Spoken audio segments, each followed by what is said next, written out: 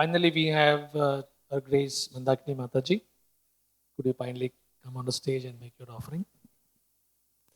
Namah Om Vishnu Padaya Krishna Prestaya Bhutale Srimati Bhaktivedanta Swami Tinamine Namaste Saraswati Devi Gauravani Pracharine Nirvisesa Shunyavadi Pashatyade Satarine Hare Krishna Krishna Krishna Hare Hare Hare Rama Rama Rama Hare Hare. So it was such a beautiful meditation hearing all our wonderful speakers. All of them have expressed their relationship with Srila Prabhupada, and that was really something priceless. So on a day like that, I would wish to have thousands of mouths and to be a Kavi, a poet. But somebody, one of our greatest poets, Srila Bhaktivinoda Thakur, has expressed perfectly the disappearance there, what means the disappearance there of a pure devotee, sorry, like Srila Prabhupada. Sorry. So it goes like that. Iris and Seal would tell that Vaishnav dies when they are still living in sound. Vaishnav dies to live, and while living tries to spread the holy name around. So I was thinking to talk about Srila Prabhupada, life in preparation, some of the events of his life in preparation, and how actually he loves his disciples, his devotees, and how he was always trying to increase the love of the devotee. Being in Mayapur, I was thinking of a story told by the Pujari who was taking care of the house of Advaita Acharya a long time ago. The story goes like that. One time, the Pujari saw one Bengali Vaishnav gentleman coming to the back of the temple, and he was actually praying very intensely for hours and crying. That gentleman was actually a householder. He was dressed in white. And he was coming, it was in the years 50s, he was coming practically every month, or at least once every 2 months. And he came for many years, and all of a sudden, he didn't come anymore. And many years later, he saw actually a sannyasi, a Vaishnav sannyasi, coming and also staying at the back of the temple, praying very intensely and crying. Then, after each time that person, he recognized that, oh, this is actually the person who came as a householder. And at the same time that Bengali Vaishnav was coming and thanking the Pujari for the worship he was doing to the house of Advaita Acharya. So that time, the Pujari came and said, but dear sannyasi, I didn't want to disturb, but you've been coming so many times. May I ask you why you are coming and crying and praying so intensely? So the Vaishnav sannyasi said, actually, I come here because in that place, Lord Chaitanya, Lord Nityananda, and Advaita Acharya Prabhu were discussing to plan the Sankirtan movement. And I'm about to try to fulfill the impossible mission my spiritual master gave me. So I came to pray to them before trying to fulfill that impossible mission. So many years passed, and the Pujari was doing his duty as usual. And one time he heard a beautiful kirtan on the main road. He came out and he saw the most extraordinary sight. He saw actually devotees, Western devotees, dressed in the garb of devotees, Vaishnava devotees, singing and dancing, and singing the holy name of Krishna and the holy name of Lord Chaitanya and Lord Nityananda. He couldn't believe it. The prophecy of Bhaktivinoda was coming true. So he rushed and he tried to talk to the devotees, but they wouldn't speak Bengali and he wouldn't speak English. So one devotee just gave him a magazine, and he couldn't read much, but he opened the magazine and he saw the picture of Srila Prabhupada, and he couldn't believe it. He says, "Oh, that is my old friend. Actually, he has succeeded in fulfilling the impossible mission his spiritual master gave him." And knowing that, immediately that Pujari was running to the temple and told the devotees of Srila Prabhupada coming in these years. He was a householder praying to spread and getting ready to spread the Sankirtan mission.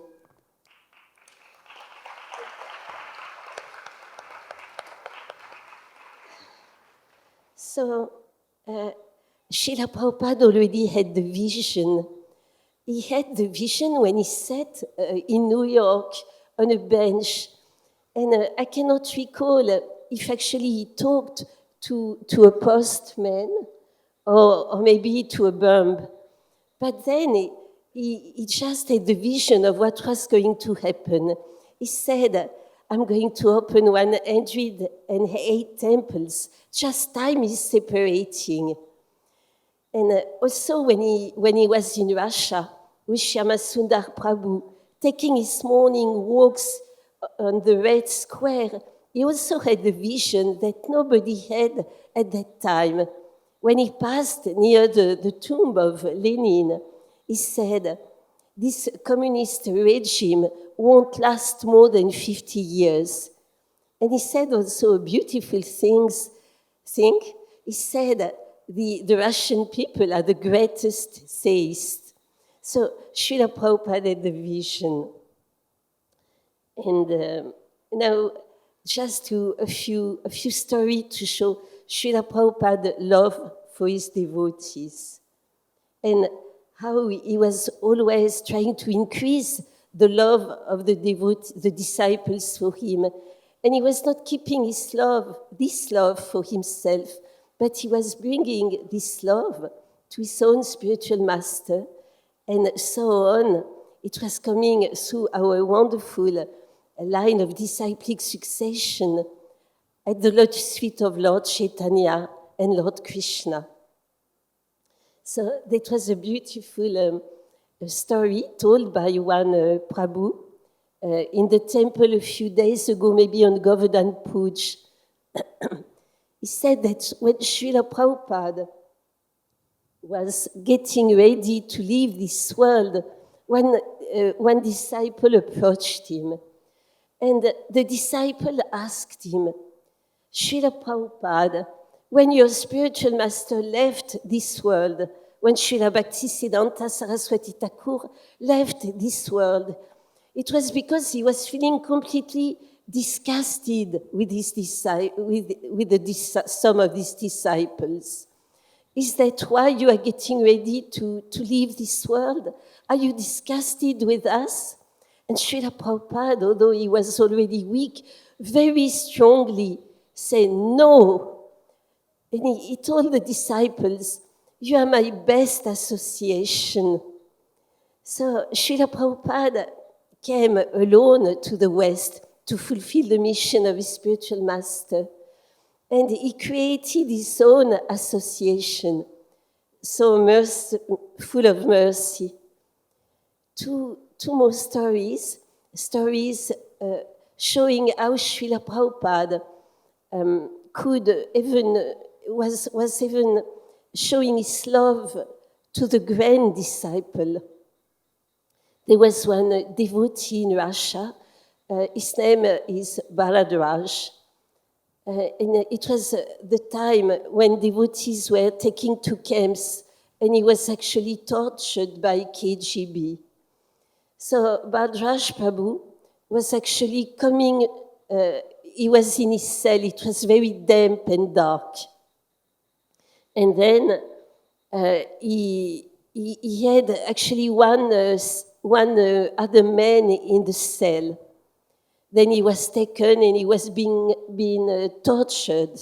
And he came back, he was in semi-consciousness. Then he saw another person in the jail. And he just saw his back. The man was turning his back. And all of a sudden, that person turned around. And Bharadwaj could see Srila Prabhupada. And Srila Prabhupada was crying. And Srila Prabhupada was telling him, I never wanted this for you. I never wanted this for you. I never wanted this for you. And remembering the story Niranjan Swami told us, also in Russia, something similar happened that increased the love of the devotee.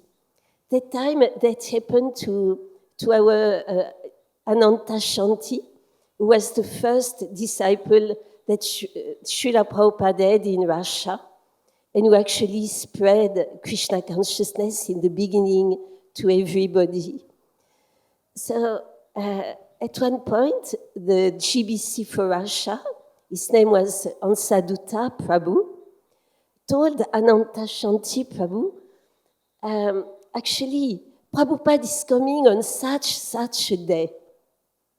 So Ananta Shanti wrote on the agenda, Srila Prabhupada is coming on such and such a day.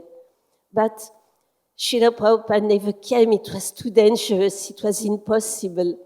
So I was told that Ananta Shanti Prabhu took that little piece of paper from the agenda and always kept it in the pocket of his shirt near his heart.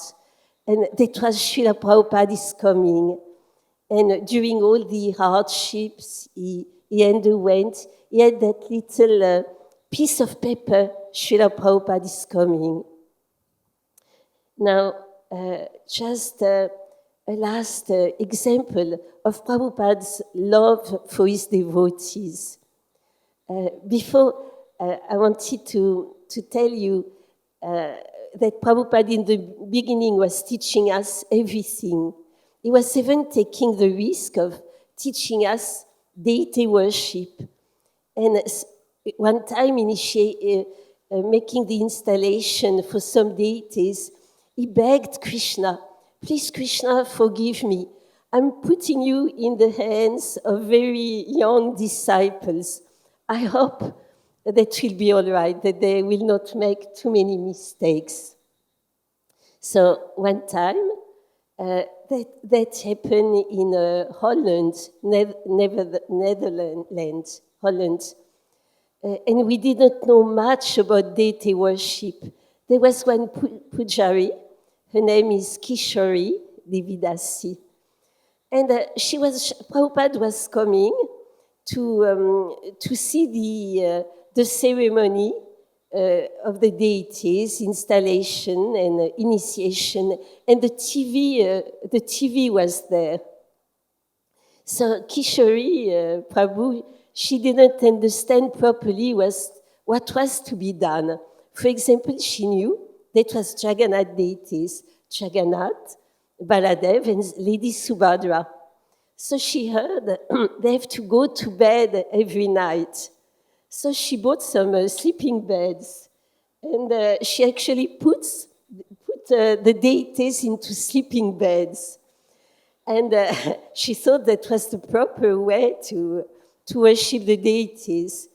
And Prabhupada said he wanted fruits around the fire yagya for the ceremony.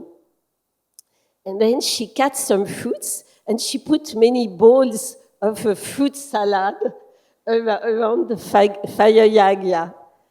Then when Srila Prabhupada saw that, he became very angry. It was too much. But then that was a Sunday, and we had a lot of hippies coming. Prabhu just described hippie mentality. And so Prabhupada got very angry, and he just left the room at one point. So that hippie guest who had been coming for a long time went to Srila Prabhupada and told him, but Prabhupada, you have to control your anger. And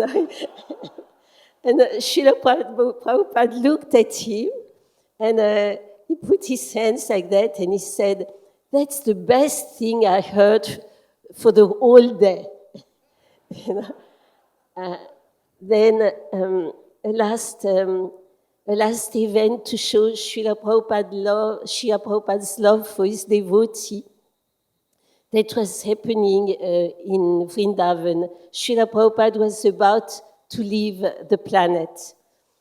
And his godbrothers came and they offered obeisances to him. We know that at this time, Srila Prabhupada was in a different mood. He asked forgiveness to his godbrothers. He said, maybe in the course of preaching and for the sake of preaching, I may have offended you. So please forgive me. And they all said, you never offended us. And there was one very exalted godbrother. Maybe it was the old Puri Maharaj. I hope I'm not making any mistake. And he came and he loved really Srila Prabhupada. And he told Srila Prabhupada, what can I do for you? Then Srila Prabhupada told him, there is one thing you can do for me. We have to know that this exalted Vaishnav, one of the most exalted Vaishnav in the whole Vrindavan, never accepted prasadam from the hand of a Western devotee, specifically of lady. And Prabhupada looked at him and said, yeah, you can do something for me. You can accept prasadam from my devotee. And I believe it was Malati Prabhu cooking. So that great Vaishnav, for the first time, accepted prasadam from the Western devotee. So Srila Prabhupada was so eager to have his disciple. Sometimes he used to call us monkeys or white elephants because we made so many mistakes. In Vrindavan, sometimes the first devotees were stealing fruits from the fruit sellers. Or they were fighting with the rickshawwala just for a few paisa. And then the Vrajabasi used to come to Srila Prabhupada and complain, why are they doing that? They should ask, we could give the fruits. And Prabhupada had to take the blame, and he was always behind us, despite all of our mistake. He always wanted his disciples to be recognized as devotees and pure beginning of pure devotees, sometimes he was saying. So it was very moving that practically in his last moments, when asked, what can I do for you? He again thought of his disciples. And one thing we have to be convinced of course, Srila Prabhupada, we are a few remaining direct disciples of Srila Prabhupada, but Srila Prabhupada's books, Srila Prabhupada coming to the West, was for each one of you. He's very concerned about each one of you spiritual advancement. And of course, he gave us so many gifts. But he gave us most of all association of devotees. So you all have wonderful spiritual masters.